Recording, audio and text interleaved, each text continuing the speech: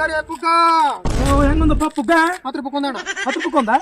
ಯಾವ ರೋತಮ್ಮ ನೀವು? ಚೆನ್ನೈ ಚೆನ್ನಯ್ಯ ಕಡೆ ಕಾಲಕ್ಕೆ ಪುಗ್ಗ ಮರಕ್ಕೆ ನಿಂತು ಬಿಟ್ರೆ ನೀವು ಚೆನ್ನೈ ಹರ್ಸಿದಾರ ಹೆಂಗ್ ಹೊಡೆದ್ರಿ ನಮ್ಮ ಮೂಡ್ರ ಹಿಂಗ ನೋಡಿ ಹೊಡೆದ್ ನಾವು ಯಾರ ಪುಗ್ಗ ಮಾರ್ರಿ ನೀವು ಕೊನೆವರೆಗಿನ.